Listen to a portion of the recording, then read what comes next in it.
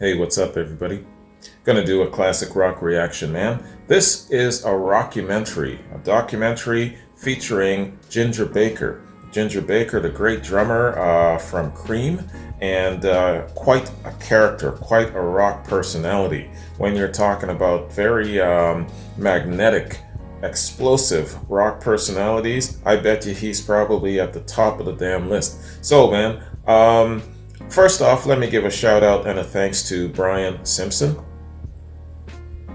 Thanks very much for the recommendation and providing the links, man, and contributing to my ongoing quest for rock and roll wisdom and knowledge and exposure. So this definitely is a great format to do so. You know, we're in the form of documentaries, rockumentaries, and things of that sort. So I'm definitely not overlooking that element of my rock and roll education. So what we'll do here, it's an hour and a half long, man. So I'm going to treat this like it's like an album reaction review. So I'm going to kind of watch maybe halfway, around the halfway mark, take a break, come back, shoot the rest, and then do a review after. So you're looking at about 3 videos in total. And that's how I'm going to go about it. And breaking it up like that, I might, or it might have a chance of making it onto YouTube. So we'll see. We'll see. Anyways, man, let's call this part 1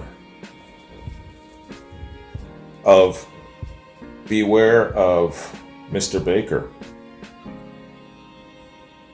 Let's get it. Who would have thought that legendary drummer, Ginger Baker, once voted the rock star least likely to survive the 60s, would still be performing today? In a decade where the competition was pretty fierce, Baker was like the the devil, embodiment of the hell-raising rocker. A heroin addict who left behind him a trail of failed relationships, myriad bankruptcies, and short-lived bands. His reputation for cantankerous behavior was legendary. If they got a problem with me, come and see me and punch me on the nose. I ain't gonna sue you, I'm gonna hit you back. But amongst his musical peers, many of whom you'll see in this film, Favorite rock and roll Baker song. has always been acknowledged as a percussive genius. His frenzied and idiosyncratic drumming style has influenced a generation of drummers ever since. Tonight, Imagine presents an intimate portrait of the man whose titanic drum solos would revolutionize music and gain him the reputation as one of the world's greatest drummers. Baker started out in the jazz world in the 50s. Cheers. He then became the drummer in supergroup Cream, alongside Eric Clapton and bassist Jack Bruce, who sadly died last year. Rest in peace, brother man. When the American filmmaker Jay Bulger first met Ginger Baker, he was living out his twilight years in South Africa on his private ranch with his 4th wife. Now, after nearly 4 decades of roaming across 3 continents, the 75-year-old Lewisham-born drummer is back in Britain. And he's also back on the road with his jazz ensemble. As this award-winning film shows, Baker's reputation for wanton belligerence is still very much intact. That makes you unforgettable.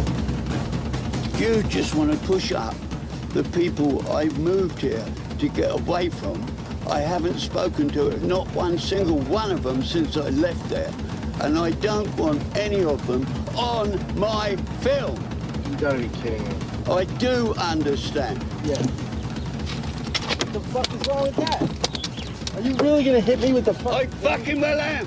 I'm gonna fucking put you in hospital. What? Oh my God. Yes.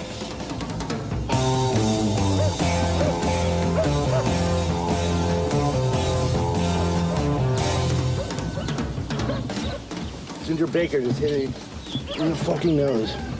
On your best behavior, young man.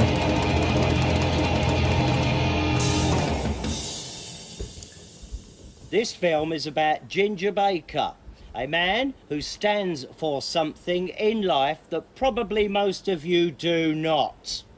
Love and appreciate, no matter how awkward this character may appear to you. God bless him. May the road rise. He helped me rise my road. Love you, Ginger. Johnny Rotten. I'm your man.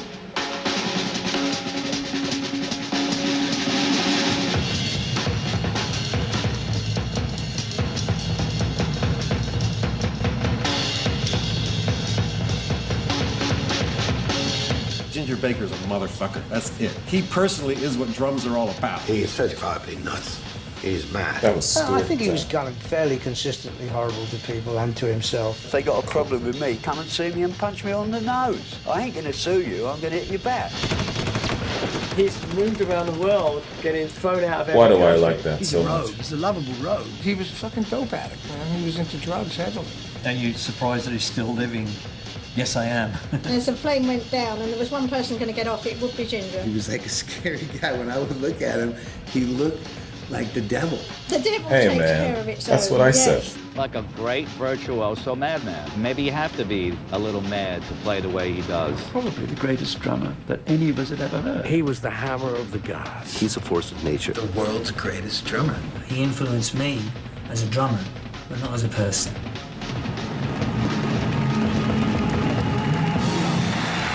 That's fair.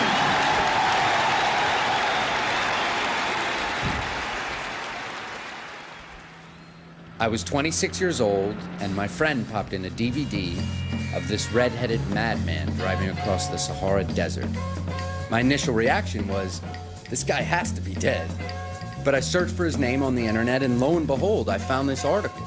Ginger Baker vows to strip in South African court to prove that woman claiming to be his lover has never seen his cock before. Not only was he still alive, but he's still a fucking madman. I have to meet this guy. Ginger. Hey, Ginger, it's Jay. Hey, it's Jay Bulger. I told him I was a writer for Rolling Stone magazine, which was a total lie. I want to come and write an article about your trip to Africa. But that was my in, and he invited me to come down and hear his story. Oh, Jay, really bad time. Are you all right? My favorite dog was poisoned this morning. Your dog got poisoned? Hey, feel better. I'll call you on Wednesday. I'm coming out there, bye. And I flew to South Africa and just kind of showed up at his house. It's a different world, man. Mr. Baker, nice to finally meet you. Huh? Thanks for having me. Yeah? And I lived with him. It was a truly humbling experience. Why don't you listen to the fucking story? This is a fucking nightmare. Fucking my brain up. People's zapper. I wrote an article and it was published in Rolling Stone. Wow. Thank you, Ginger Baker. He had gifted me with a career as a journalist, but I owed him so much more than just words on paper. People needed to meet the man, hear him play the drums, and experience this legendary character for themselves.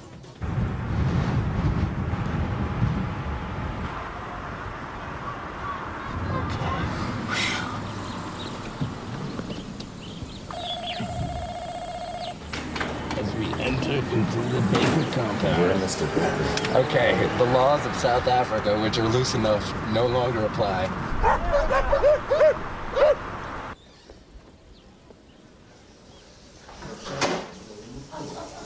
They found an eagle who maybe was My friends. a witness. All I care about is who shot and killed me. I'm great. You look, you got a smile on your face. You missed me. Clip it up. You missed me. I can see it in your eyes. So you've been practicing the drums? Haven't touched them? I haven't touched them for months. Really? Meet Ginger Baker. It's like riding a bike. The man, the myth, the legend. The only thing I can say to that really is it's far too long a story to say on one interview. I'm writing a book. When the book's published, read it, and perhaps you'll understand. And when were you born? You know when I was born. It's in the book. Fuck the book. We're not doing the book. It's the 19th of August, 1939. 3 weeks or so before war was declared.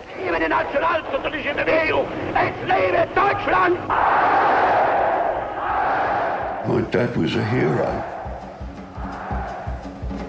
He died when I was 4.5 years old. You don't see bombs dropping because the siren goes off and you're in the shelter. You hear them.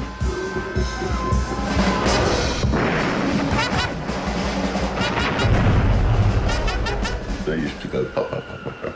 This funny little pattering noise, and then the noise would stop. And they'd go, when we went back to school, there were quite a few empty desks, yeah. Wow.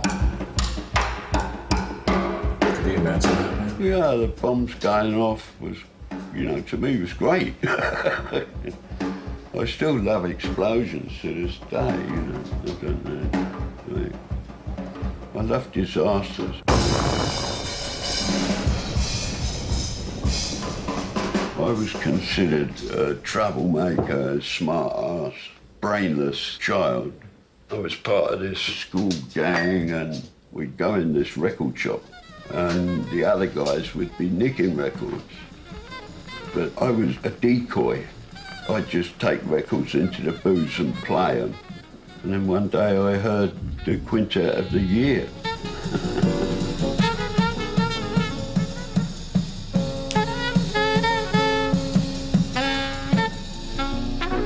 I didn't even have a record player, but I nicked it. All of a sudden, there was something that I really could relate to. You know, Max on the Quintet of the Year is just out of this fucking world. Thanks, Paul.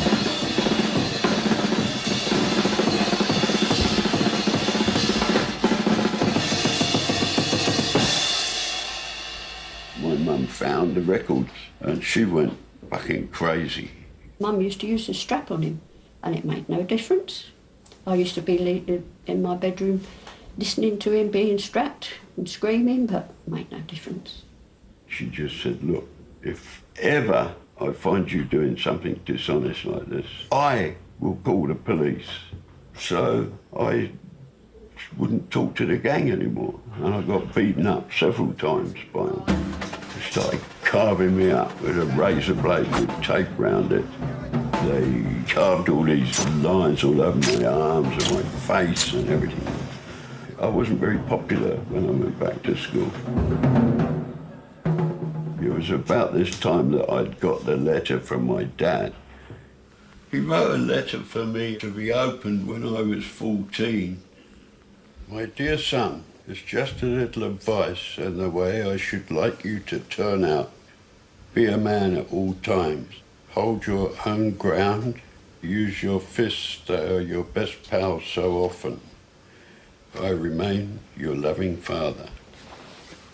Before that, people used to punch me and that. I used to cry and think, why are they hitting me? You know, I wouldn't retaliate. And I beat this kid up. He got over that. I was going to kill him. It's the Baker temper. I've learnt to control it, but he hasn't. I was drumming all the time, as long as I can remember. I was always banging on the desks in school, and they were all just boogieing and dancing and going crazy. There was a party and they had a band there, and all the kids from school kept saying, go and play the drums, go and play the drums. And I just sat down and I could play. That's when the light went off. I went, fuck, I'm a drummer. Follow your bliss. It's a gift from God, Jay. You've either got it or you haven't. I had it. Had what? Time. Natural time.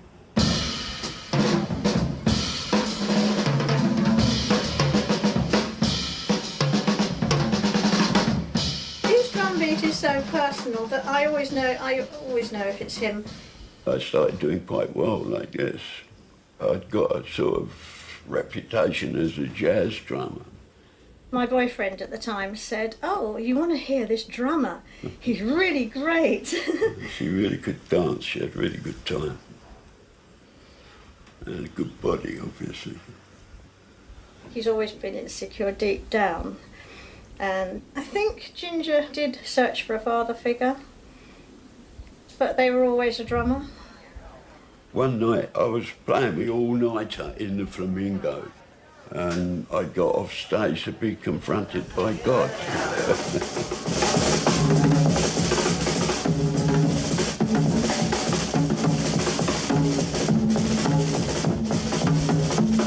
Phil was just the most amazing drummer. He's the only drummer at that time that brought tears to my eyes. He said, "You're the first fucking drummer I've heard here. Come with me." So we go down into his basement flat, and that is when I got introduced to heroin. And the African drummers, he tied this thing round his arm and told me, "Right, when I tell you, undo it." And his arms were fucking just a mass of scars and tracks and stuff. And he managed to hit a vein, and I pulled the thing off, and he shot up. Then he gets out all these African records, the Watutsi drummers. African records, Watutsi, African records. Gets out all these African records, the Watutsi drummers.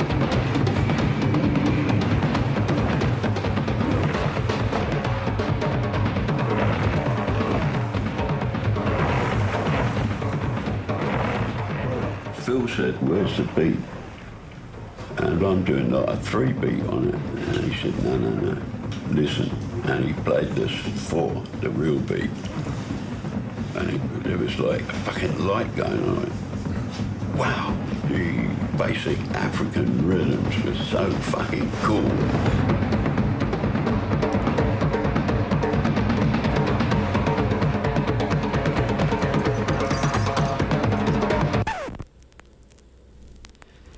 Then Phil's giving me a great lecture about how I must never touch heroin, ever.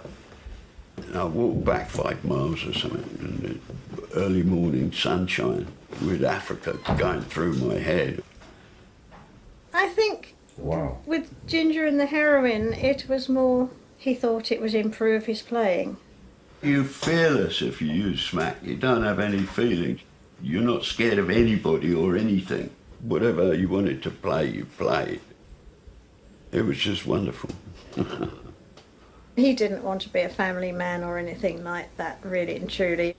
Then she discovered she was pregnant, and we were only 20 years old. So she tried to get rid of it, and it didn't work, thank God. They didn't want to have a child, and my mum took some tablets. He got some tablets off another drummer to get rid of me. I mean, I don't care. They would have been doing me a bloody favour, but no, I don't mind, but it didn't work. No screaming or anything, the baby come out, and I'm carefully looking to make sure it's got all its toes and fingers and stuff, you know, thinking about the time we tried to abort it and stuff. And there was this little kid. And that's when I decided to get straight, and it took me another fucking 19 years or so. So what's the difference between your state of chemical dependencies now than it was when you were a junkie? I've no idea. I take it every day. It's called degenerative osteoarthritis. Is that why you haven't been playing the drums? What? Got you. Fuck. How I restrain myself from throwing heavy things at you, Jay, I don't know. There's nothing you can do about it, is there? You're not going to give up. Sometimes I feel like doing just that. Seems they've got a love-hate relationship. Like, I'm thinking of Ali and Howard Cosell. Do you remember that relationship? When you first met Jack Bruce, was it as if you knew you had met your musical counterpart? Early on, for sure, yeah. I mean, he's a fucking brilliant player. There's no doubt about that. Ginger looked like a complete and utter madman. He was the loudest drummer I'd ever heard, and I wanted to play with them, so I asked if I could sit in. Kept bugging us to sit in, and he wouldn't go away. So of course they did the thing that jazz musicians always do, which is to try and cut you. I think the first thing they played was very, very fast. And he played it, which is quite extraordinary. Jack got the gig with Alexis Corner's Blues Incorporated, and none of them were terribly happy with the drummer, who was Charlie Watts. I actually don't know how long Ginger was with the band, but I know he took over from me, or on my recommendation. Charlie left the band so that I could join. Okay. That's a good man. Tell me the story of Mick Jagger. Can you tell me what it was like meeting Mick Jagger? This effeminate-looking kid got up and sung one number. And I'm going, Jack, who's this stupid little cunt? What's he doing here? Jack and I, we used to put some jazz things in, completely throw him off. I mean, I was a heavy junkie at the time, so I just terrified the shit out of him. And then Alexis decided to get Graham in the band. And my first reaction to that was, fucking hell, Alexis, watch it, because he was still half the band, which is exactly what he did. Can you contextualize who we're speaking about right now? Well, I've just said it, for fuck's sake. You just said Graham, that's it. People don't know who Graham is. Graham Bond was a fat guy. Well, I was standing on the corner waiting to go home when I heard the sound that made me want to go. Well, it was coming from a dance hall across the street. It was kind of stoppy with an R&B beat. It went up, harmonica. Graham Bond organisation was to musicians what the Beatles were to the public. Brilliant. Jack Bruce, Ginger Baker and Dick Exton-Smith and Graham Bond were at the top. We were a band trying to be like a band in Chicago, but they were something else, you know. His reputation was as being, you know, probably the best drummer around in those days. It was really Ginger's first taste of fame, yes. It's the same with you, Ginger. This is beat. Don't worry about splitting your skins. They can be replaced. And so can you. They did sort of contain the seeds of their own destruction, what with Graham and Ginger's bad habits and the conflict between Jack and Ginger. For two musicians who are incredibly complementary to each other and who have played consistently over the years, it's really remarkable how well they didn't get along. It's a very sad situation, really. In the early days, when he was following me more, the music was really fucking great. When I switched from upright bass to bass guitar, that wasn't what Ginger wanted. I think that was when the problem started. Jack's like a guy who gets up before the sun comes to see the sunrise. He sees the sun come halfway over the horizon and runs home and said, I've seen the sunrise. That was how Jack got the time things that I was showing him.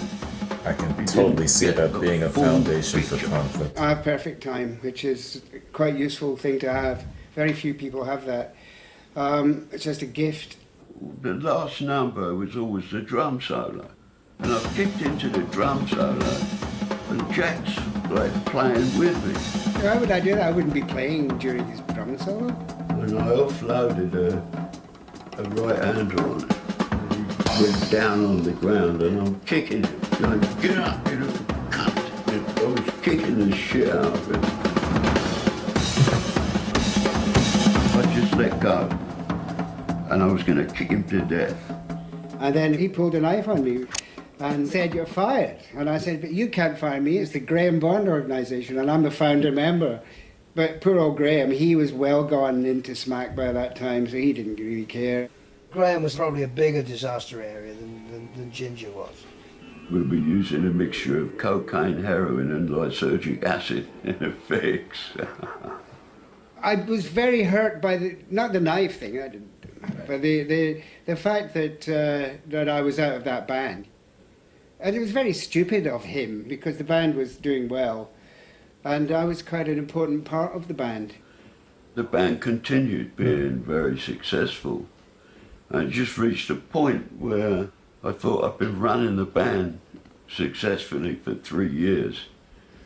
Why don't I run my own band instead? The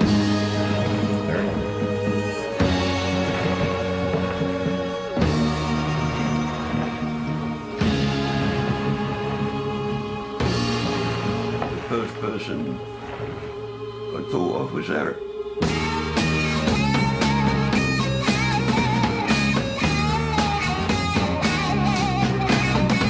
He saw something in me that I never saw before. He would say it was about time. Yeah, time. That very few people have. Eric had it. Ginger was pretty dismissive and antisocial, seriously antisocial, but he had the gift. He had the spark, the flair, the panache. He had it in spades, and Jack had the same thing. He said, what about Jack as the bass player? And all the red lights in the world went off, and I thought, oh God. I was very surprised when he came knocking again. I didn't see that coming, no. I didn't expect that, no.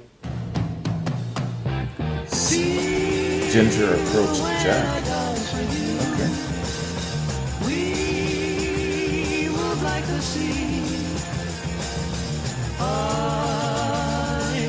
This was part of my first Cream reaction, this song. First month of my channel. When an atomic bomb went off like that, like I think Cream I'll try and find it. It overwhelmed everything. All right.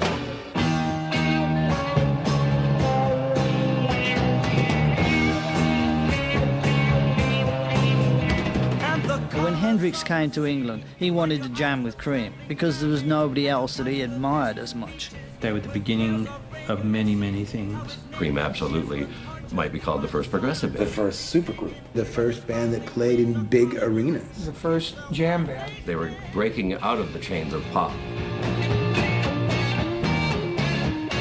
Just three of them, man. We were fucking good. That's how we called ourselves Cream. We knew we were the three best musicians around. Cream of the crop. If Cream did not invent heavy metal, they certainly were part of a band of brothers that were very instrumental in facilitating it. The birth of heavy metal should have been aborted. He was really at the forefront of a complete revolution of rock. That's my song, baby. Everything else is a distance. It's hard to find fault with the notion that he was the pioneer of a rock drummer. There was no context for him. There was no archetype. He is the archetype. Before Ginger, rhythm was ting, ting, ting, ting, ting. And Ginger comes along with dum dum dum dum dum dum dum.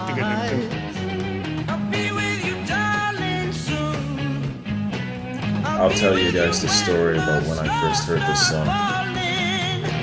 I've been waiting so long to be where I'm going in the sunshine of your love.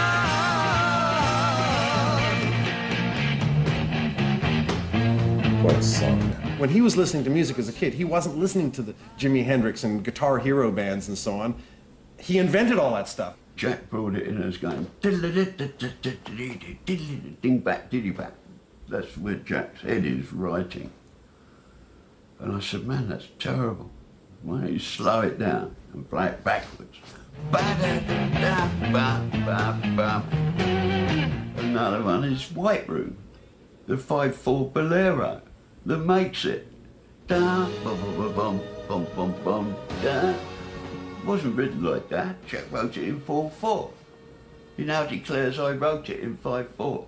I mean, hello. In a white room with black curtains near the station. Is this your favorite Today, Cream song? And for the last, how long is it now, 40 years, Pete Brown and Jack Bruce have been earning a hell of a lot more money from Cream than Eric and I will ever earn, to this day. The guy who gets the credit for writing the song is the guy who writes the lyric, gets half of it. And the guy who writes the melody of the lyric gets the other half. The drums are part of the arrangement. And the arrangement doesn't get royalties. Zip, nada. Cream was my thing, and it did exactly what I planned it to do. Only I'm the guy who lost out on it. I'm fucking broke right now.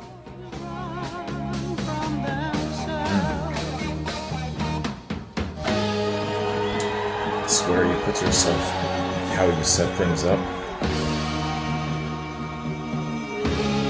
To Jack Bruce's counterpoint, he gives rhythm, and to Eric Clapton's technical virtuosity, he gives shape.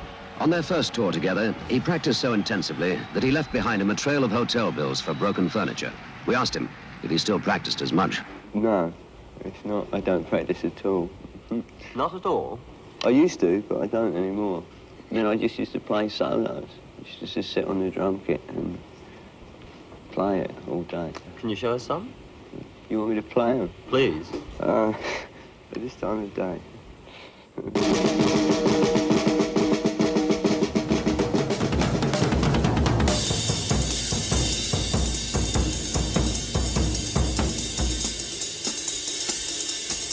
Independence, the ability to play a different thing with all four limbs, which is how I play things that sound incredibly fast when I'm not actually moving anything very fast, because all four beats are landing in a different place, so what comes out is 4 times as fast.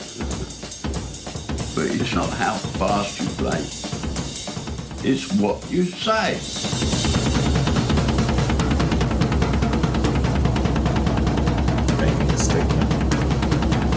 Ginger Baker's most notable achievement that should be recognized is the first rock drum solo. And me as a 15-year-old kid at the time was like, yeah, that's the rock drummer I want to be. I must have been 16. I was exactly the sweet spot when my brain clicked on and said, what's it all about? It was Ginger's drums. I'm here today because of Ginger, because he was the absolute inspiration for me being in a band, playing the drums. I absolutely thought, now that's what I'd like to be.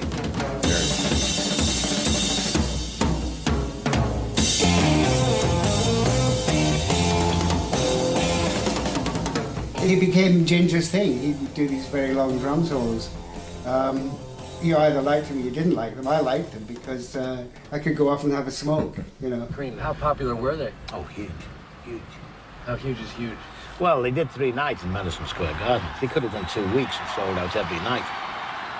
When the promoter hired the Cream, Ginger wanted a case of beer and 2 black hookers and a white limo, or he wouldn't play.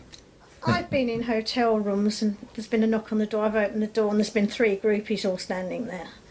Just queues of chicks waiting. One would knock on the door and climb into bed. We used to call them star fuckers. You know, they come and say, like, I'd like to give you a blowjob and see you come. Yeah, they all wanted to fuck Cream, you know. It was quite a rapid rise to fame. I don't know whether it was too fast for Ginger. I didn't really care. We lived in a succession of not very nice places. And then for once we thought, oh, we can actually buy a house of our own. The family at home was something totally separate from being on tour. His dad died when he was 4 or something like that. So he didn't really have someone a role model father. He communicates more through his drums and through his words. It's great that he had I that. told my wife long before we were married, you know, if you get me to choose between the drums and you, I'm going to choose the drums. We had no other interest. 10 years gone. There was nothing else going on. Zeppelin. There was no family. There was no desire for success. There was no commerciality involved. There was no responsibility other than to that unique moment in time when we were together. And for a short, sweet period of time, it was unfettered and extreme and beautiful. They were like Vikings. You know, they just came on our shore and just took the women and the children. And it was scorched earth. There was no question about it. They were here to take heads. We went there to show the Yanks how to play.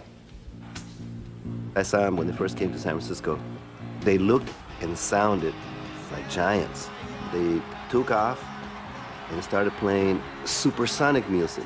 Supersonic music is when the Holy Ghost takes over and you're playing something that, when you hear it back, you have no idea what the hell you did. Wow. It's a good description there. Soul Sacrifice was my first Santana reaction. That was the shit, man.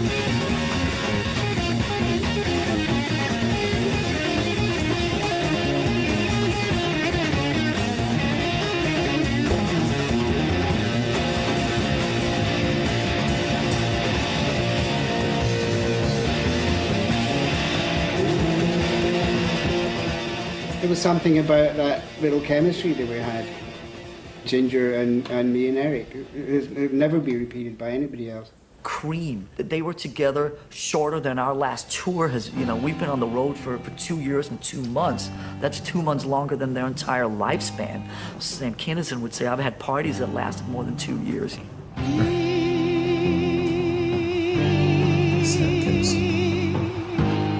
Cream only lasted as long as it did because it was so popular. I just couldn't handle working with Jack anymore. Whatever energy was happening between Jack Bruce and Ginger Baker also mounted Eric to play beyond what he was playing with John Mayall or later on all the other bands that he played. They focused on one another all the time for their aggression and their frustrations, and it wore me out. I remember Eric breaking down in tears once. That's not very good. Sorry, Eric.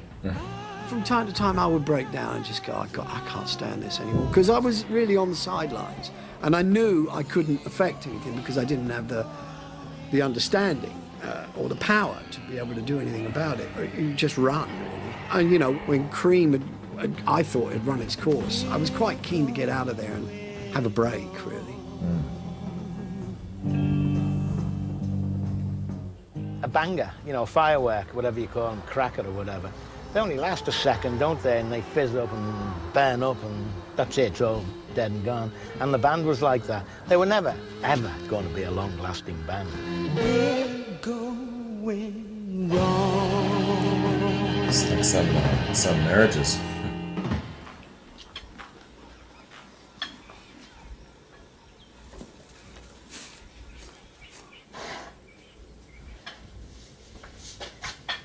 Hello, Bunny. Good boy. Mimosa. Don't be scared of the camera. You're a soldier boy, aren't you? Good old tough soldier boy.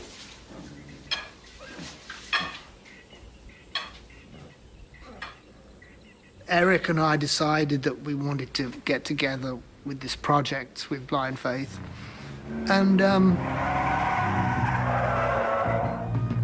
Ginger showed up.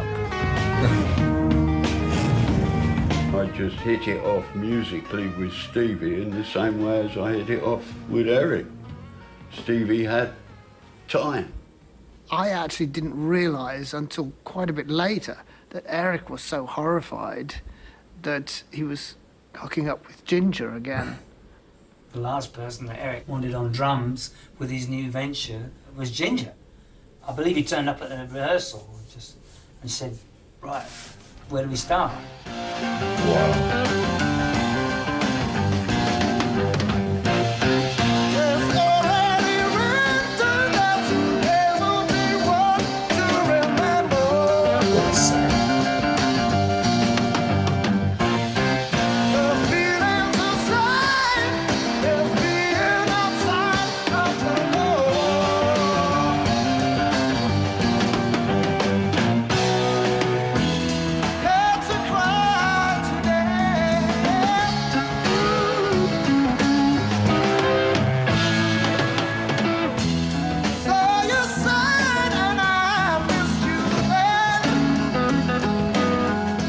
Called a supergroup from day one. We hit the road too early, and it's, overpowered us.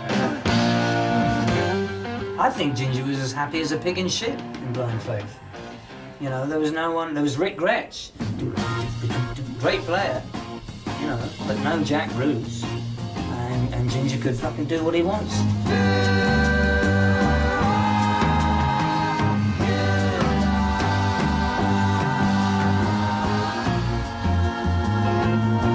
I was driving a Shelby Cobra up the coast to Los Angeles with 3 gorgeous chicks in the car. And the radio station stopped the music with the news that Ginger Baker, Blind Faith drummer, has just been found dead in his hotel room from a heroin overdose. And I went, fucking hell, I must be in heaven, you know, I'm driving a supercar with 3 super chicks. There was huge amounts of drugs, which at the time, I must admit I didn't really know about, because I was probably smoking so much weed I didn't really know what was going on anyway. Every time we got to Los Angeles, the drugs would appear. So I decided to go to Hawaii after the tour to try and get straight.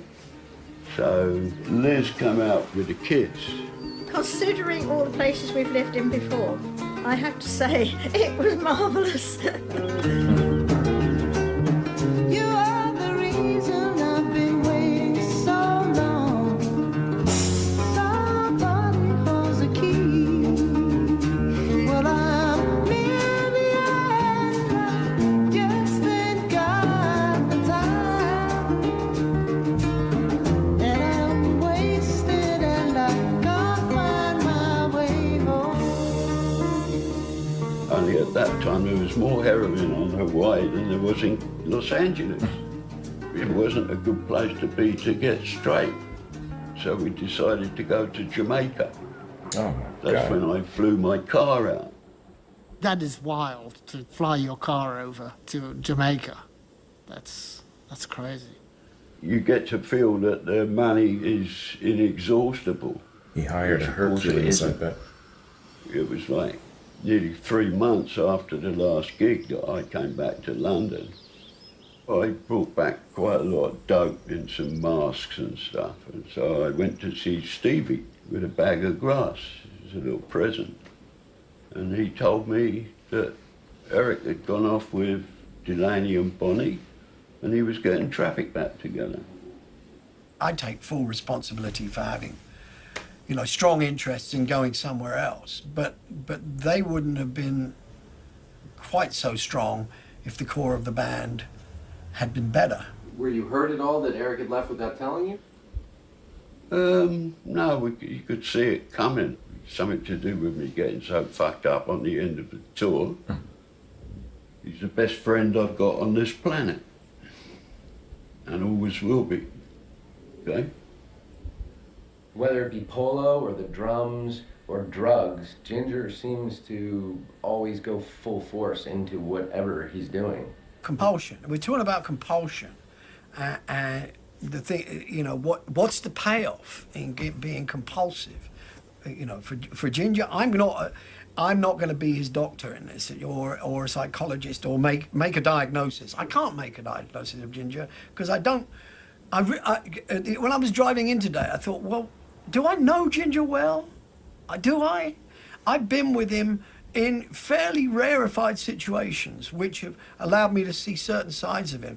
I probably haven't seen him like you've seen him, because I didn't take the effort, the time, the risk to step into his life and become a part of it for any length of time. The risk. You know, I've always pulled back when it started to get scary or threatening or just difficult. Hey, totally get it, man. You guys gonna wait a minute because I'm about to cry. Why? Because I think I might cry. Why? Because Ginger is a... If he's all by himself, all alone in the woods or something. Well, he's got a wife. He's got a Oh, wife. well then I won't. You guys trying to live a pretty quiet life here. As quiet as possible.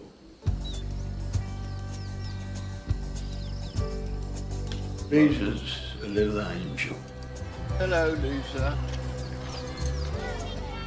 I'm extremely fond of her. I think of her like She's my own. And I wasn't studying yesterday.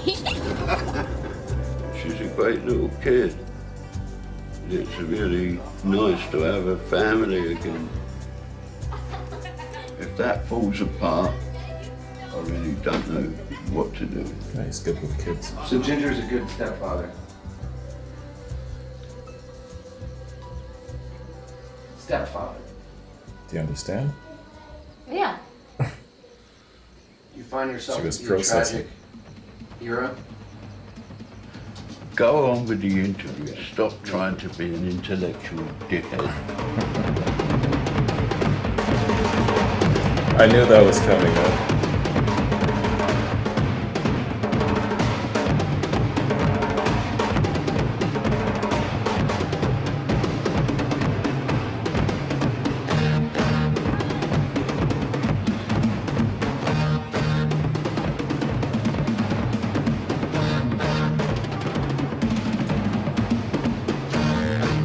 Aren't those the guys from, oh,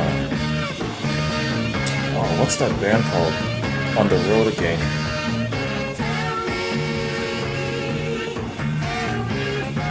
Going up the country. Ginger's not just a player, he's also a band leader and arranger. We were all brought up on the big band era, you know. And that's what Air Force was like.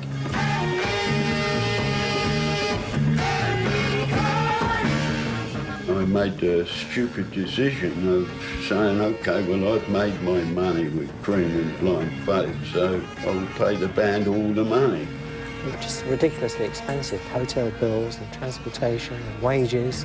The name came from the Air Force section of the Duke Ellington band, which was the junkie section. I've never done a It really was reaction an to Air this, Force. I think somebody said these that guys. they were flying at 30,000 feet, I think. That was it was a very high band. Now they're saying Air Force is some kind of a fusion band. I don't know what the fuck that is. You can't put music in boxes, especially my music. It was out of there. It was really exciting. I thought it was going to last forever. But, you know, Ginger's bands tend to be like that, you know. Short-lived. Don't they? Like what?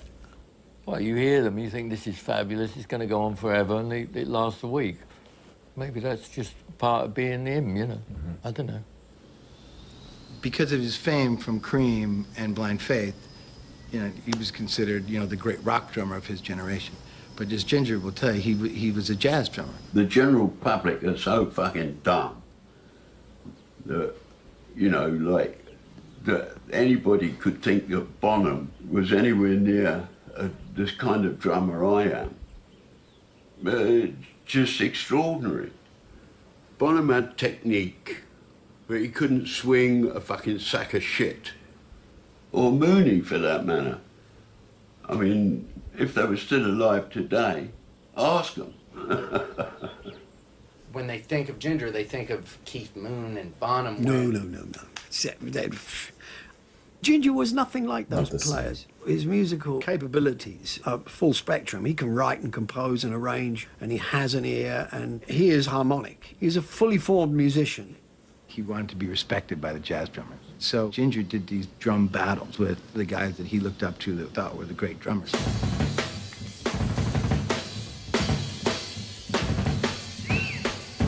Good move.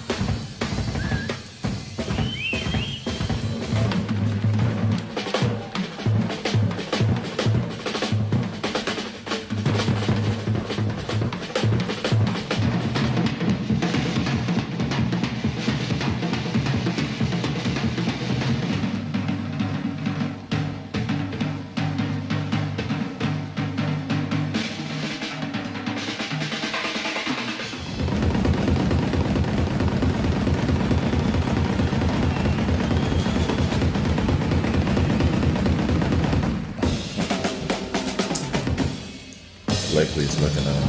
Yo, man, you're stealing my thunder.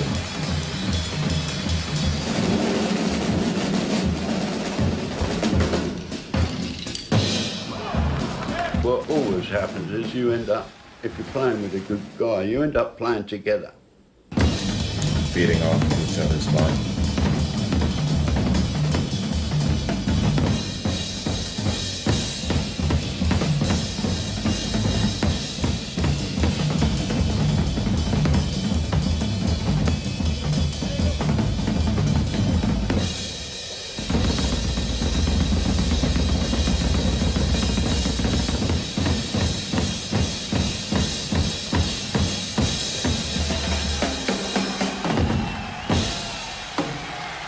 by him taking all these guys on, and nobody else really did it in the rock world. He was considered to be in that elite echelon of great jazz drummers, which ultimately, that's what he considered himself, to be the great jazz drummer of his generation. Not a fucking rock drummer. Okay, y'all. Let's pause there, man. Take a little break. So far, so good. Great documentary, man. Really, really good, in-depth and up-close look at the man. And yeah, man, I'm digging almost everything about this documentary. Sometimes the questions being posed and the way it's being asked of Ginger doesn't really hit very well, and I kind of cringe a little bit. But outside of that, man, it's really, really good the way he's sharing his life, his feelings. He's being very, very transparent about the fact that he's not perfect and that this is the way he is, take it or leave it.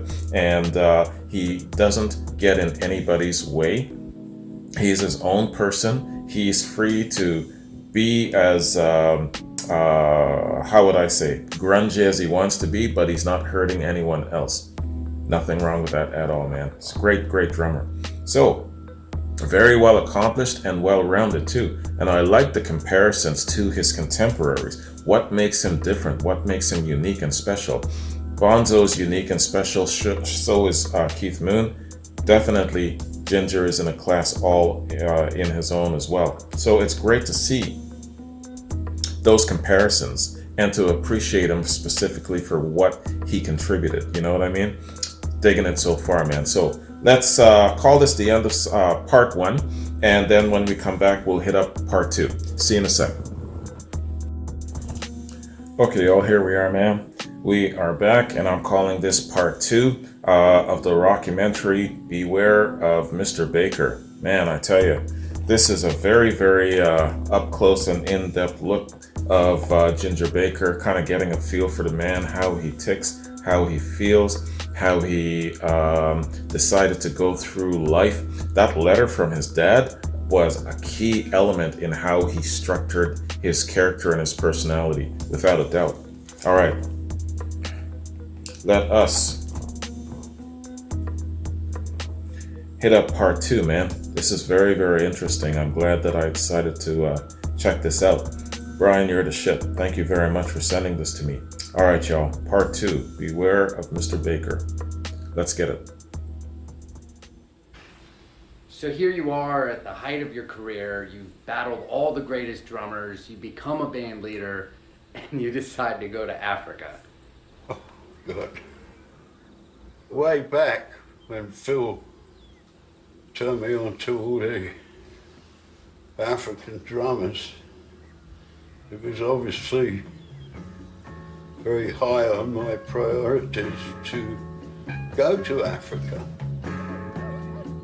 Ginger says, how do you feel about filming me going across the Sahara? And I said, how are you proposing to go across the Sahara, Ginger?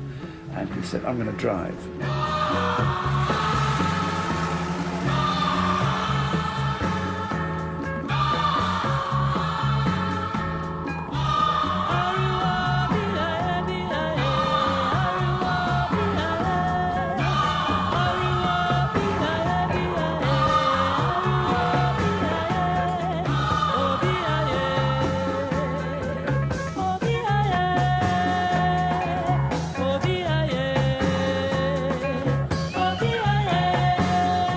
That questing spirit of a true artist there.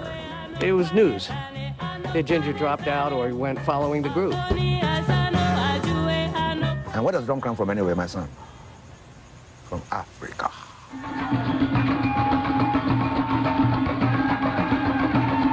He predates everybody else who later on said, we discovered the sounds in Africa. The only person that made me cry before playing was Phil. And these guys had me crying because the time things they were doing were just so subtle. That's why I went to Africa.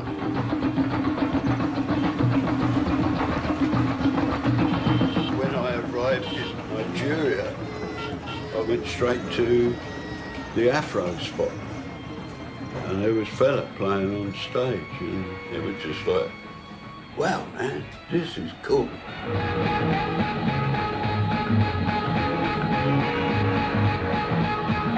It was unlike anything anybody else was playing. Fella was like, that's Ginger Baker, that's Ginger Baker. Who is Fela? Some say he's the greatest musician in Africa. Others that he's a prophet. Still others that he's a rebel, a revolutionary tribune. Fela was one of the most important, influential, and courageous musicians of the 20th century. Ginger got the opportunity to sit in the drum chair for a while of one of the greatest bands ever to play African popular music.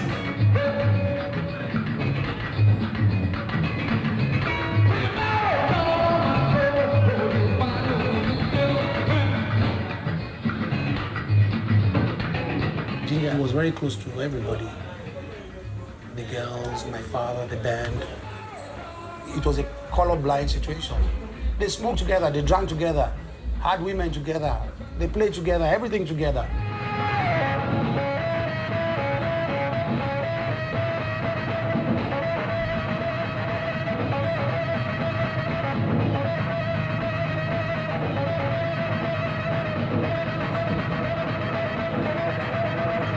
Shuffle.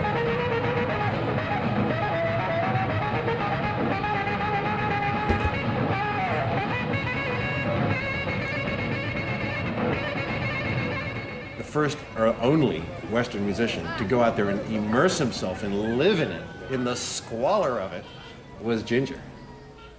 He drove those instruments to Nigeria, into Lagos, and set up the studio.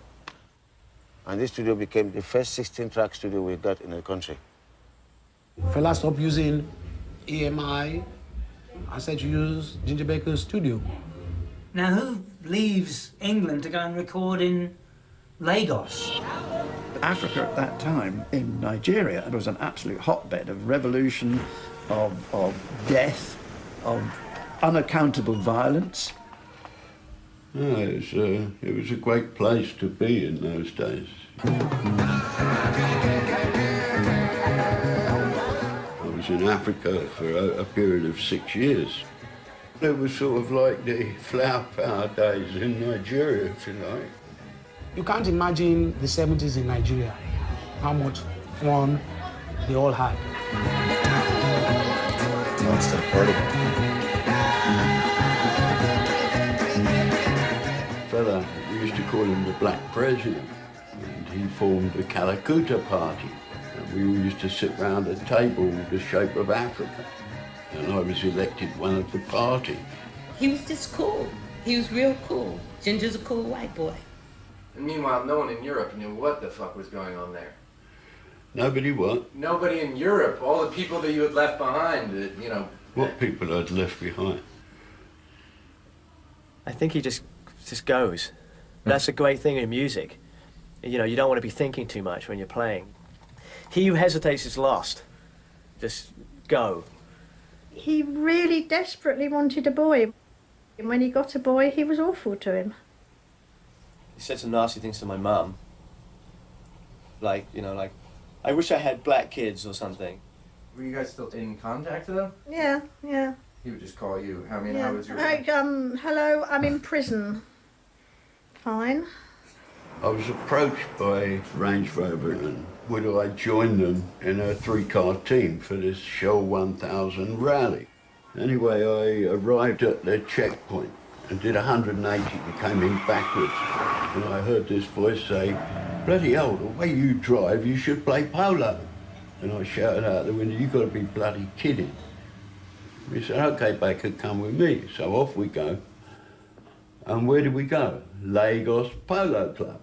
And I've already downed about 8 or 9 Bacardi and Cokes. And Colin comes up to me and says, right, Baker, it's time you got on a horse. And Colin gets out a whip and goes, whack, and it, boom, it's off like fucking 900 miles an hour, absolutely full gallop. My sunglasses were round one side of my face and my beard round the other, but I was still on the horse. And I said, where's the fucking brakes, Colin? So I found an old pair of boots and an old polo stick and a hat, and I became a poloist. The types of Nigerians that would have belonged to the Lagos Polo Club were very elite people, people that Fela would dismiss as having a so-called colonial mentality. Those were definitely the people that Fela was singing against in the 1970s. But it was later in the 70s when Fela really got more radicalized and began to live the life of a musical dissident. All this nonsense that you have hanging around here, they sit down in cars, man. Fella took on the government, the army. He was determined to become president. All the government top guys played polo, so they were always at the Lagos Polo Club. So I was playing polo there and hanging out with, as it were, Fela's enemies. And a lot of the people on Fela's committee didn't like that and soured Fela's mind against me. I was pretty upset at the time. About what? Well, that Fela wouldn't play with me, with his band. Their musical. On Friday, February 18, 1977, 1,000-odd soldiers surround Calcutta, machine guns at the ready. They plunder the house. Their clubs spare neither pregnant women nor children. Fela himself is seriously beaten. Fela and his tribe find themselves in prison. It was starting to go wrong, yeah, but I mean, I left Nigeria because I lost my studio, really. It took us 3 years to build it. It's been open just over 2 years now. It's coming along great.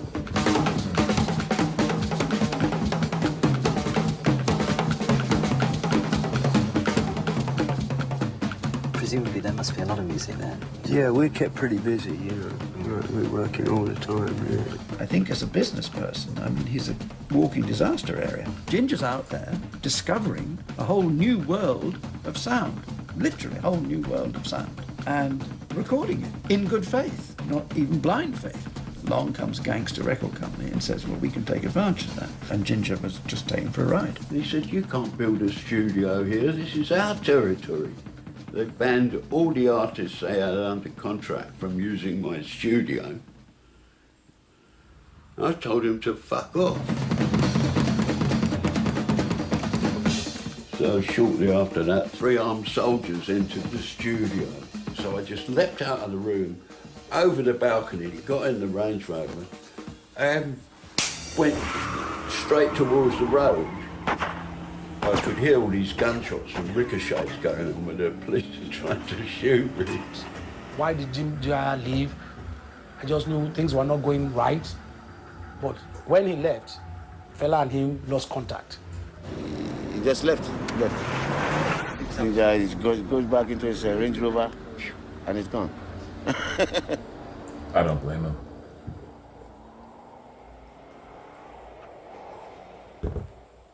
Dangerous place, dangerous times.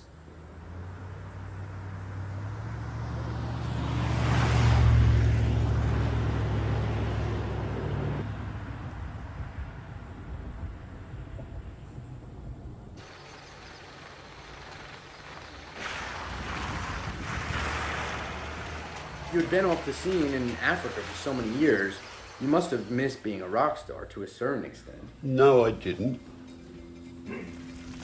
I came back to England to play with the Gurvitz brothers, for which I got some money.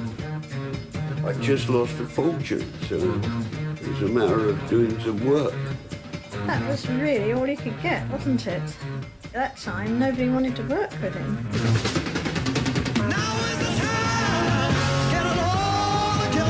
Shut up, you bloody fool!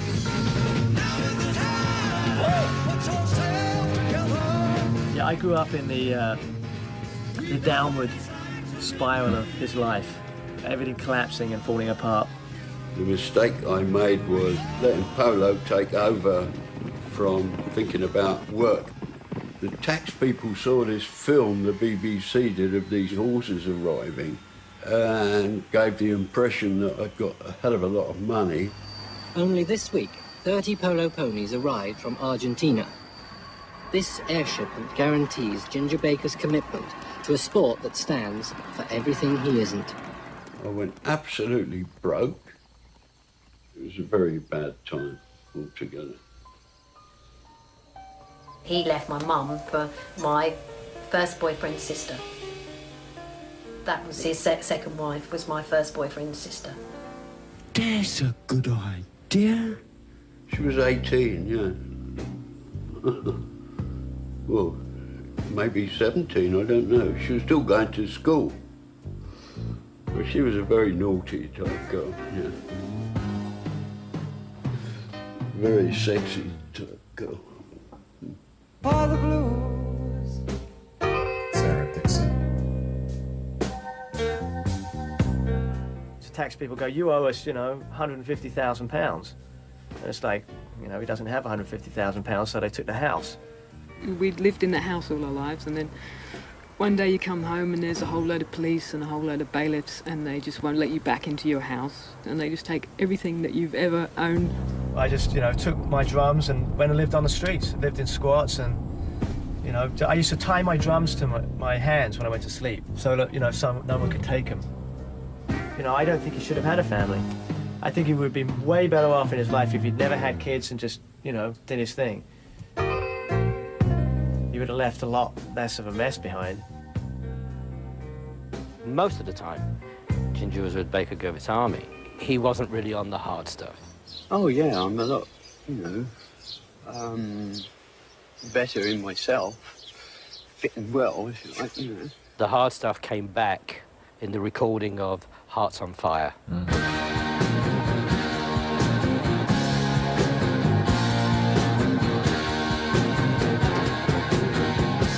It was sort of like a very disastrous period, so I got back into using.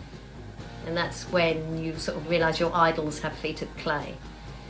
The slight inkling coming in that this person isn't in control. The cameraman's in control. Hello. What were you saying?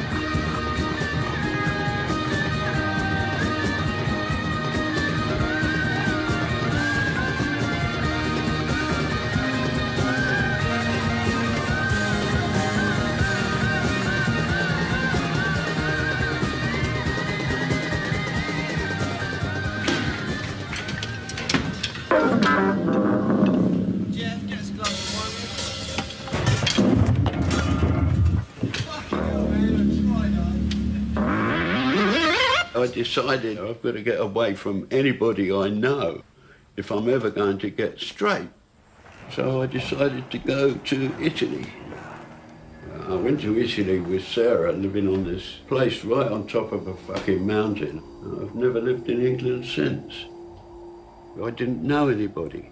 I didn't even speak Italian. And the house was falling down.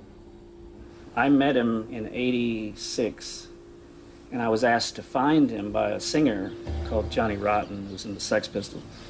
He was living in fairly pretty obscure situation, rough situation. And in the house, which was completely in kind of shambles, I think there was 2 horses and 7 dogs, no electricity, and a room that overlooked the mountain with a drum kit in it, only a drum kit. But when he played in that room and it echoed over the hills, you could hear people 5 miles away screaming, "Ginger, wheels of fire," Sarah obviously married him because she wanted, rock star, hey, And he took her to this little bumfuck town, and she was like, well, what the hell, where's all the rock star shit? And when I went out there with some young people, she went off with one of them, and that was the end of that. And he was absolutely devastated because he couldn't handle his own medicine, unfortunately. Was he heartbroken? Oh, yeah. Because she fucked him good, yeah. I was completely fucking destroyed. I was on my own with all my dogs and a couple of horses. It was terrible. I went out there to get drum lessons and stuff. He had no money, so he couldn't get me a plane ticket back to England, so we had to do this gig. So I got really, really sick the day of the gig, and I was sitting on a chair and I was throwing up, and I was just really bad way, and I was I don't know if I can play. So, chops out a line of cocaine. Take this. I'm I'd never done cocaine before, I'm 15 years old, So I ended up taking this line of cocaine, played the gig fine. Somehow it just makes you feel good. So then he put me on a coach back to England, and he took the rest of the money and wouldn't get me a plane ticket. And we made good money at that gig.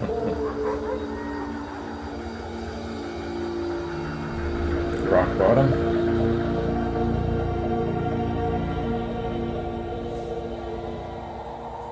I started getting these letters from some guy in LA who kept saying, "Oh man, you've got a fantastic career in films." So I went to California.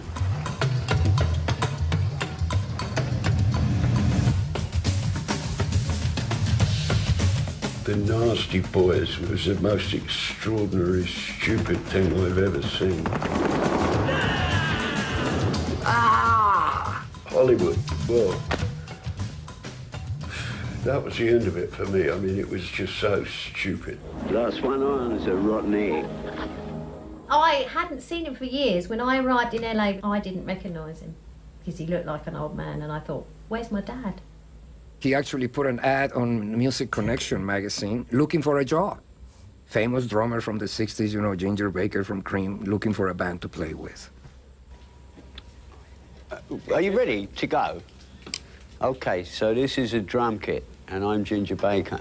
You hold the drumstick thusly, and you play the stick like that. The 1960s were heady times for Ginger Baker. He was a drummer for some of rock music's most influential groups. We visited Baker at the ranch he rents in the California desert as he tries to come back. Tell me about your relationship these days with Eric Clapton. Do you still speak? I don't have a lot in common with Eric nowadays. He's sort of changed considerably.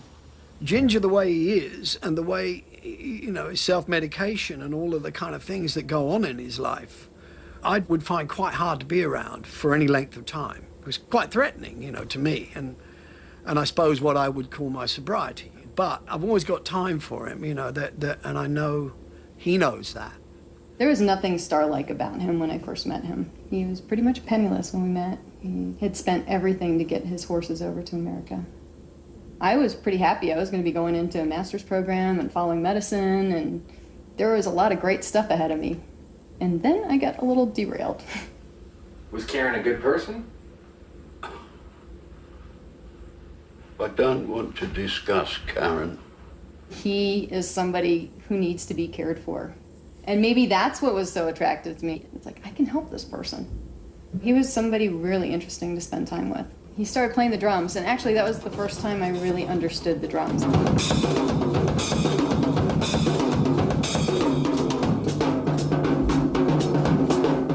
Nobody wanted to play with him. And this is LA. I mean, there should have been gigs everywhere for him. And people were just like, no, it's too much trouble. And then finally, he did join the Masters of Reality. John Brown, bring him down, pull his body to the ground.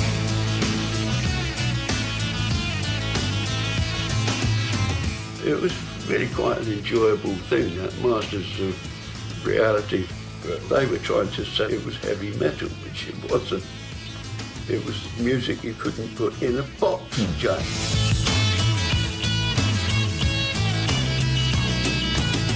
Sunrise on the Supper Bus. Musician magazine simply calls Supper Bus the best rock album of the young decade. We were on tour with Alice in Chains. I think it was a mismatch.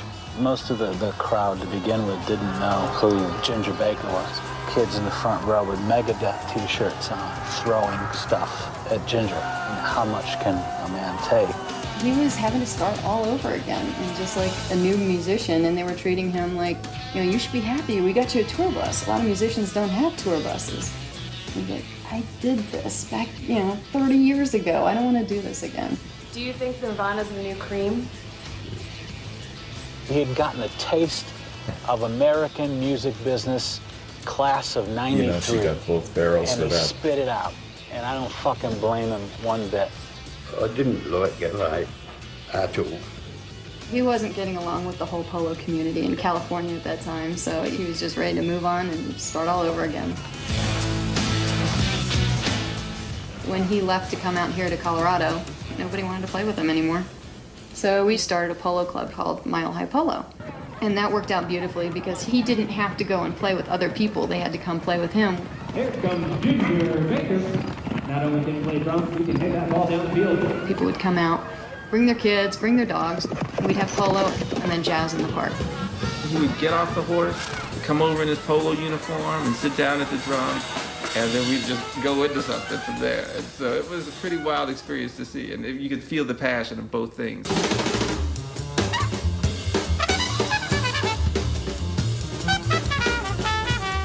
DJ Q2O. It was probably the best band I had. It was great playing jazz again. The music I came from. Nice.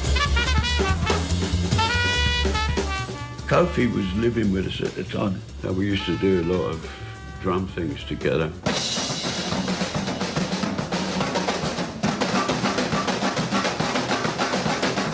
He's got a prodigious technique. He's got the most amazing technique. He's a hell of a sweet kid. It was the closest I ever got to my dad. It was great fun. You know, I actually got to play with my dad, and there was some form of bond going on.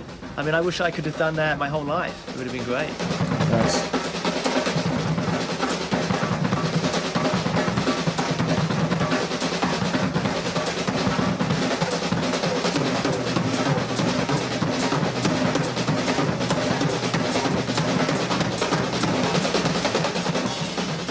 Comes out of jazz, plays rock, plays world music. I just thought we should get some music together that shows him as this major cat, not, you know, a lesser light than Max Roach, but his own personal music.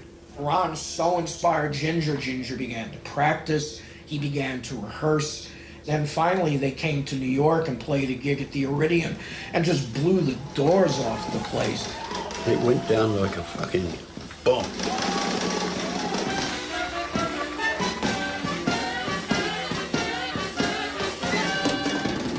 Iridium in New York, Max Roach came to the gig.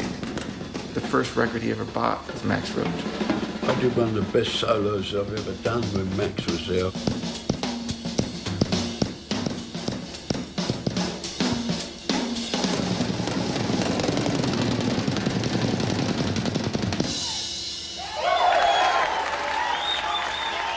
I could see Ginger's face on the break. Max hugged him, Max was like saying, yeah, you're in here, you know, you're one of us. He just had tears coming down his face because he had achieved the pinnacle of jazz for an improvising musician and a drummer. He has a working band that can go toe-to-toe with any band in New York, let alone planet Earth. And he had not only been accepted, but accepted as a peer and an equal. The actual words Max said were, Jesus, Ginger plays like a nigger. That coming from someone like Max Roach was quite a compliment. An enormous compliment, you know. Meaning he's got Four soul drummers and the rhythm and the in my beat. life that were absolute heroes. Phil Seaman was the first one.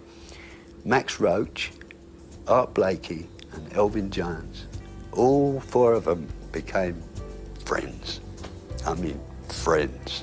That's good, man. Dear friends. And that, to me, is worth more to me than anything in the world. Wow. Full circle.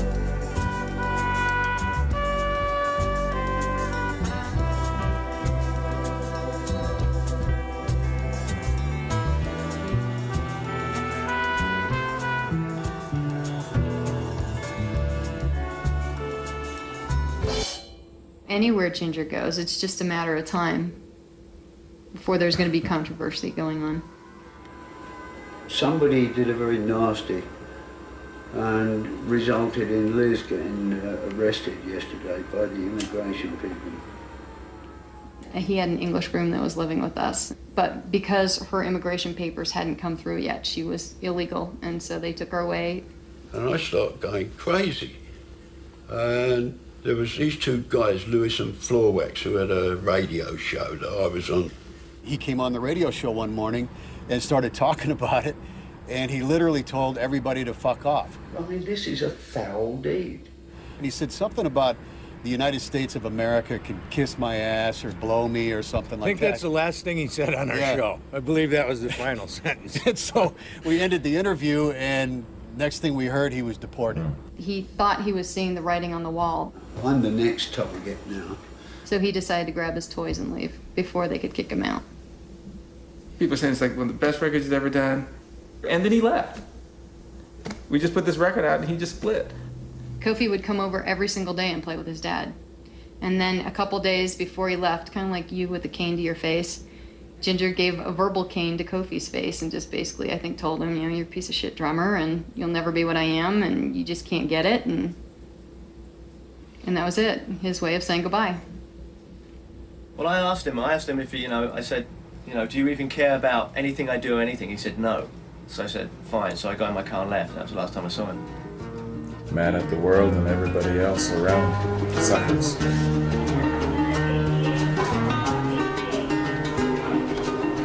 I don't know if it's his ability to move on or is his inability to stay. I think he has trouble staying. And so moving on is his option. I went with him on several of those moves, and then the last one I decided, no, I'm not up for one more of these.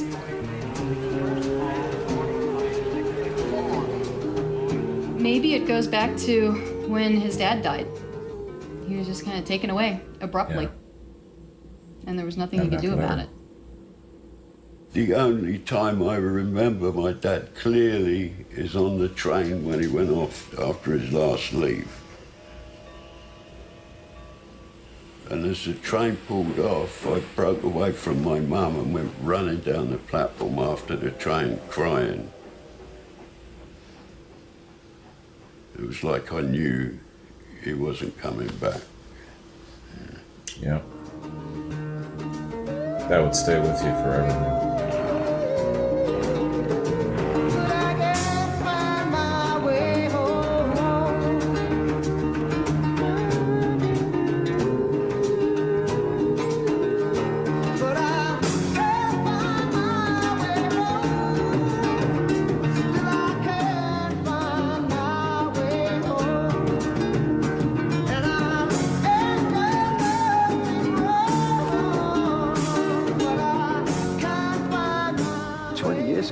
South Africa was the last place I would ever have dreamt of going because I was so, you know, appalled at the apartheid regime. Well, now it's woken up.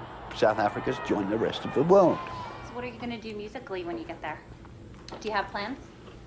I have more plans than you can dream of. I mean, South Africa is very rich musically. Sweethearts have done it all. The fast broads, pretty ambitious, and after all the money they can get out of a guy. Those deadly deeds leave behind a trail of dead husbands. If she has to kill somebody, she's going to. Real life femme fatales. I've got some really cool music in my head. I tried to do the polo and jazz thing here, but there's not that many musicians over here. But how much of it is about you playing because it's what you love doing? Well, it depends to have a good time. It depends who you're playing with. I mean, 5 years ago, the Royal Albert Hall gigs were just fantastic.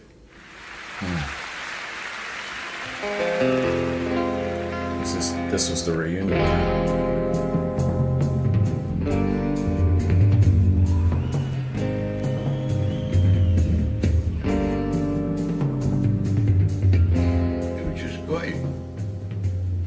Great to play with Eric. It was great to play with Jack. He did the reunion in 2005 with Cream, got a whole bunch of money, and he got 24 horses he imported from the UK. Yeah, they cost him a fortune. I've got 38 horses. Horses don't let you down, nor do dogs. They all know who I am. He got $5 million or so from that reunion. You know, now he's broke as shit. He's blown all the money, and he's got nothing to show for it. He will go out of his way, effort-wise and time-wise and money-wise, to do everything for his animals. Sometimes I get the idea that the animals comes first and then the people.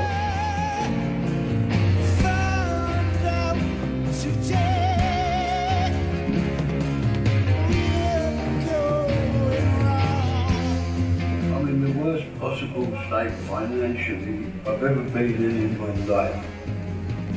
If I get an offer for this place, I'm going to have to take it and move and lose everything.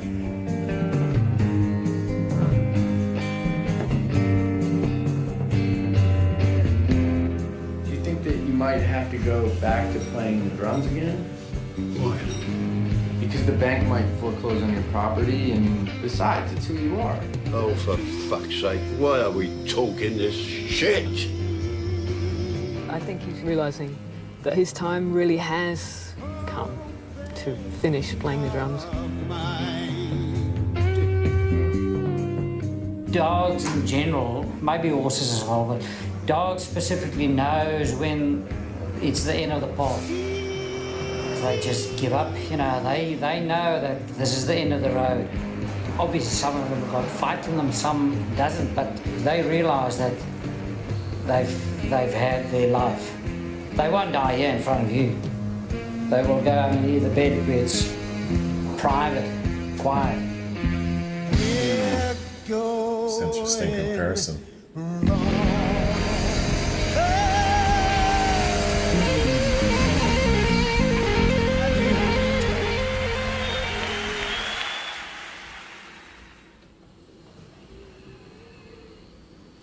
You think you could take your glasses off for me, Ginger? What? I'd like to see your eyes.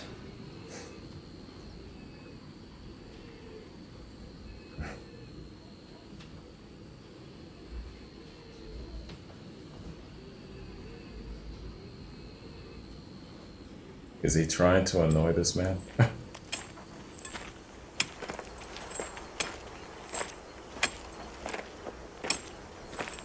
I have terrible skepticism about musicians that die young and create legends, which are kind of mythical. There's no myth about Ginger, you know, he is exactly what he is. And that's the thing that we value.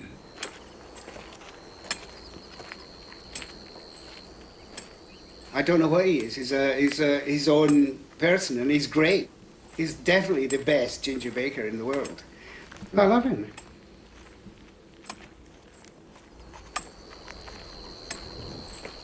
I heard the story that when Jack was dying, he called Ginger.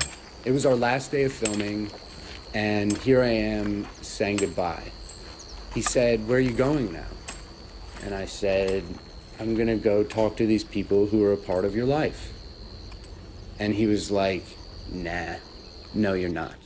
And I don't want any of them on my film. Are you really gonna hit me with the I fucking well am. I'm gonna fucking put you in hospital. What? Oh my God! Yes. Ginger Baker just hit me in the fucking nose. At first, I was really pissed. Say you're sorry! No! But then I realized the madman is alive and well, with a precise message to all those who dare enter. Beware of Mr. Baker. Wow, what a character.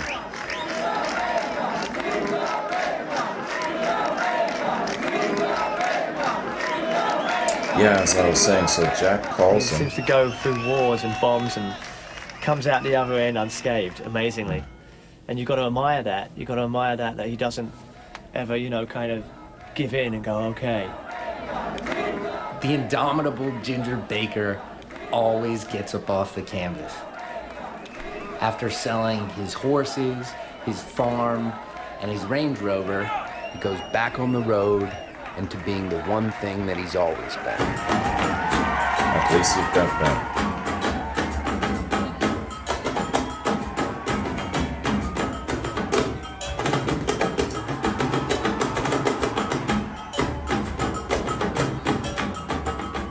Do what you like. If you enjoy doing something and you do it very well, you can be successful and enjoy life. Oh, your boots. I like playing the drums. I know what my life's experiences are, and I like to exemplify them in music. Mr. Baker does the same. If that makes him an unpleasant person socially, well, that's exactly what is required for the music from him to be so superb. And I cannot question anyone with end results that perfect. Can't argue. We can all say yes, we would live differently and take different paths, but can't argue with that. You see the result.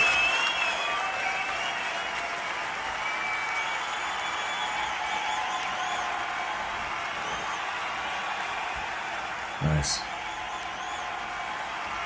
Yeah, so when Jack was dying, he called Ginger up. And he said, "Hey, Ginger, I'm dying. Go to hell," and hung up. I don't know where I heard this from. Let me know if that's true. This is a Hollywood movie here, so it's got to be really dramatic, and I need to get you to cry at a certain point. So if you could just cry right now, that'd be good. Yeah. You're dumb. You know that. You really are dumb. Good God, I'm talking to a fucking block of moronic wood. Just a single tear, like really slow motion down the side of your face. If we could just get that shot, it'd be great. Trying to explain to a dumb American is very difficult. If a stick had 5 right ends and 1 wrong end, you'd get the wrong end every time. There you go. I'm crying for you. That's the best you can hope for. Hello? Spring will be a little late this year. Talk about 3 short blanks. You take the biscuit, boy. You drive me fucking crazy.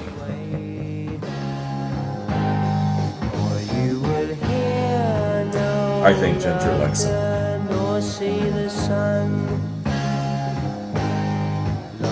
He would have kicked him out of his house a long time ago. Wow. So,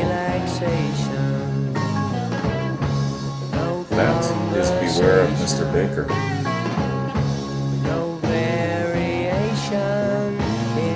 Brian, I can totally understand why you recommended this documentary and why you spoke so highly of it. Yeah, man, that is really up close and personal.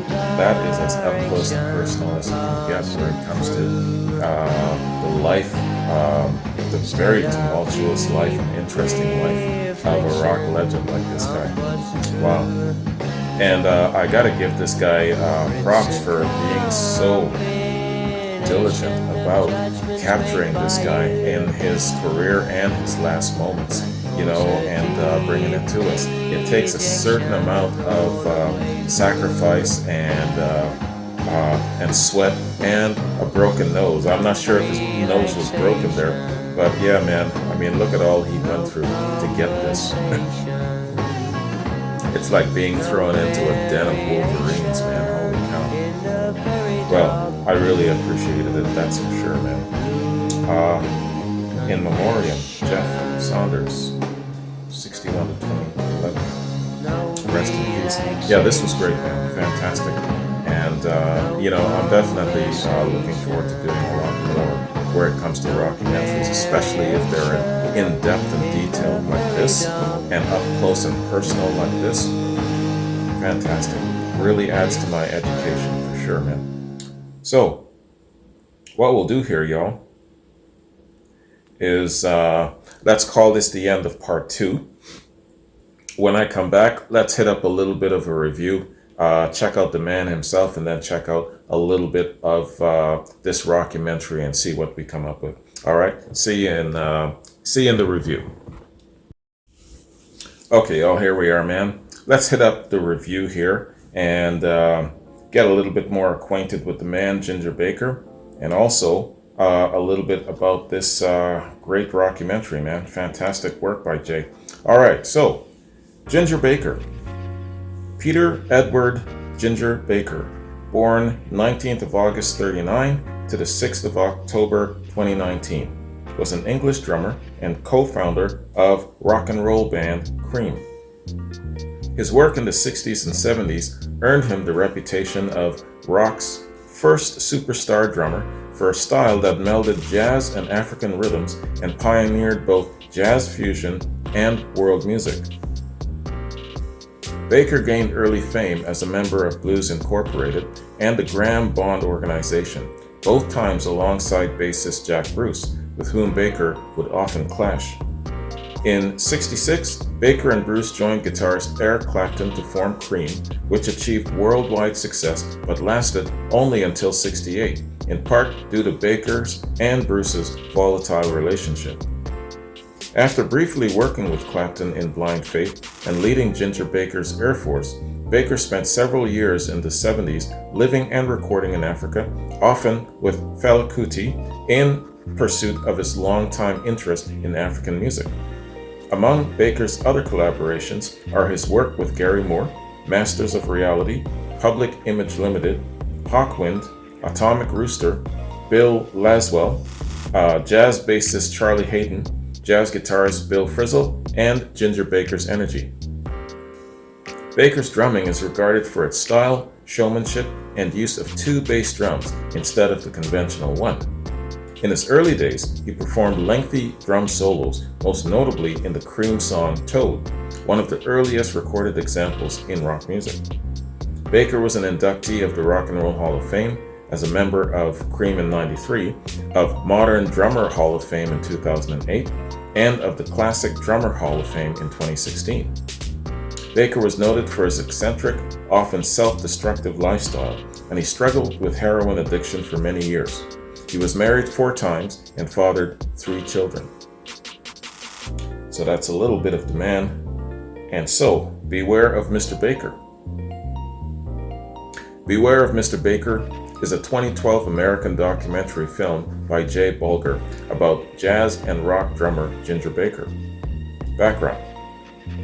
For Bulger's article, The Devil and Ginger Baker in Rolling Stone magazine, Bulger lived with Baker in South Africa, where Baker had spent the previous decade living in seclusion. The article and the numerous hours of interviews Bulger captured on film became the premise for the film, and in the spring of 2010, Bulger returned to South Africa with a small film crew to finish making the film. It premiered at the 2012 South by Southwest Film Festival and won the Grand Jury Prize for Best Documentary. The title is a reference to a sign outside his South African compound and also indicative of Baker's combative personality displayed in the film. Yeah, that was quite a cool sign out there, man. Beware of Mr. Baker. Reception. Rotten Tomatoes gave the documentary film an approval rating of 98% based on 48 reviews. The average rating is 7.8. The consensus reads, free of the hagiographic overtones that dog many documentary profiles, Beware of Mr. Baker presents a clear-eyed, thoroughly gripping look at one of rock's greatest and most personally problematic musicians. Too many P's there. The film won several awards and was nominated for the Grierson Award at the 2012 London Film Festival. Baker said of the film himself, quote, "Some of it is very good and some of it is very annoying." He elaborated that he was frustrated with the inclusion of some of the people on the film, but was pleased to see Eric Clapton and Charlie Watts had taken part. All right. So that's an overview of the documentary itself. Let's check out a couple of reviews, man. These are, members of IMBD, and they title their one-paragraph reviews here, so that's very interesting. So Jody Wire said, "Surprisingly riveting." That's the title of the review. "I knew quite little about Ginger Baker, so the doc was both informing and entertaining. Very interesting character and life indeed. An impressive array of musicians are interviewed about him, and all profess genuine admiration for his drumming abilities. It doesn't go over the top with long solos, which was a good call by the director. People can just listen to his records for that. it whets the appetite nicely to go and listen to his work. Ginger's family come across very well, especially his son, whose love for his father was severely tested on occasion. Like the man himself, they're refreshingly unpretentious and down to earth. It's quite an honest film, which makes it all the better and suits the subject matter perfectly. Baker is quite enigmatic, which makes for all of the more interest trying to figure him out. It took a brave man to make this documentary, and Jay Bulger was the right man to do it. Yeah, definitely. I would not have been thick-skinned enough to take Mr. Baker. A great watch though. Thank you, sir. Yeah, definitely. Shout out again, Jay. He knew exactly what he wanted out of this, and he got it. Second review here. Insight into Ginger Baker. This is from Victor Pruill. Well-executed film. While the physical history of Mr. Baker is presented, in the end, it's his artistic history we learn. The film highlights Baker's many desertions in life, and indeed, eyewitness accounts describe the pain this man has engendered to family and fellow musicians. Some of the major musicians of our time have 1 or 2 line observations, edited around a long, many-day interview with Ginger Baker at his ranch in South Africa. And of course the music. 7 years his junior, I witnessed much of his rock music as it happened. However, had I read that this review must have a minimum of 10 lines, I would not have started it. One of the insights is Baker's lifelong, always changing relationship to rhythm and drums. Insightful too is the volatile relationships in many of his bands. Yeah, and he says in the end, it's like a train wreck, and you just can't help but watch in amazement. True, how true. Yeah, let's stop there. There's a whole tremendous amount of them, and I like the way that these reviews are structured. And these people aren't so-called critics; they are just like you and me, and they craft their reviews very, very well. So if you want to check that out, go to IMBD. Really, really good reviews, as I can see here. All structured, and they're numbered, and they're also titled. Yeah, man. So overall, that's my look and my review of this great documentary of a very great man. Yes, he was hard to take. Yes, he was troubled, but all the same, a great benchmark where it comes to the formation of classic rock, metal music, inspiring all of the greats that came after him. Yeah, so he was a key instrument, a key pillar in the formation of the genre body we know as classic rock today. Fantastic. Yeah, I was going to tell you guys real quick, super quick, because I've told this story like twice, doing first a Ginger Baker tribute when he passed, and then before that when I first did my first Cream reaction 3 years ago when I started my channel. So story goes like this, man. I was visiting a buddy in Vancouver, Dave, and we had a double date with these 2 hot sisters. They were identical sisters. And we took them to Richards on Richards in Vancouver, on Richard Street. And we had a good time. We laughed, we danced, we drank, we had a really good time. We're driving them home, and we took them out to East Van. Long way. It's like closer to Metro Town, and dropped them off. I got a phone call, so we stopped and parked for a minute. So I was just talking to one of my buddies who had called me. Anyway, the door to their condo opened up, and they walked out again. I thought that they were coming back towards us, but they turned right and they walked into a limo. And there was this limo of a whole bunch of people partying. And so Dave and I looked at each other and like, Leo, man, I thought that we had a great night. I thought that we were going to have a great follow-up and all of that stuff. And basically these girls are just party girls, you know, they'll just go from one party to another. And that was that. So we felt a little bit kind of stupid and low. So we're driving home. We're going to Richmond, so we have to go over the Knight Street Bridge. It's a big-ass bridge. So we're driving over the Knight Street Bridge, and we're really down on ourselves, and we're not talking. You know, the radio's on, and then all of a sudden, we hear it. Sunshine of Your Love starts up, and it's going and it's building, and in behind it I'm noticing the drums, man. And I said to Dave, I said, you know you're rock and roll, who the hell is that on the drums? And he said, oh dude, that is Ginger Baker. You've really got to check these guys out.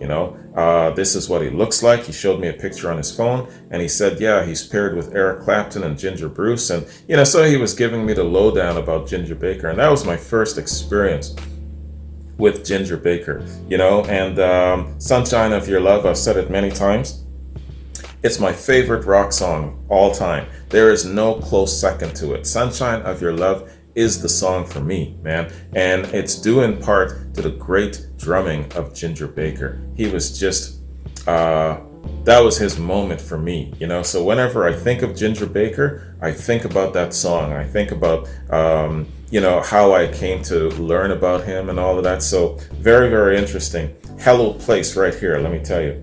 All right, so question for you is, what is your favorite song by Cream and why? Is it Sunshine of Your Love like me? Is it White Room? Where do you put them in regards to legendary status and influence on the body of classic rock? Where do you have them, or where do you hold them? I know that they were only around for 2 years, but look at Hendrix. He was only around for 4 years, and yet he's got such influence. Janis, the same thing. So let me know, where do you put these guys in regards to your list? Where do you size Ginger up where it comes to favorite drummers and influential drummers? Let me know that. Give me a little bit of a breakdown. At the same time, what I'll do, if this reaction has a chance to make it up onto YouTube, I'll also attach the links in the description for my first Cream reaction. And I know Sunshine of Your Love is in the set. I Feel Free. I think White Room. And there's another one. I can't remember the song, but I know that George Harrison is in the mix. And yeah, I was tripping about it because the whole story about George Harrison and Eric Clapton being married to the same woman and the crazy shit behind that, I was just tripping. My mind was blown about that. So I remember that reaction. Yeah, one of my first reactions. It was like maybe a couple of weeks in when I started my channel.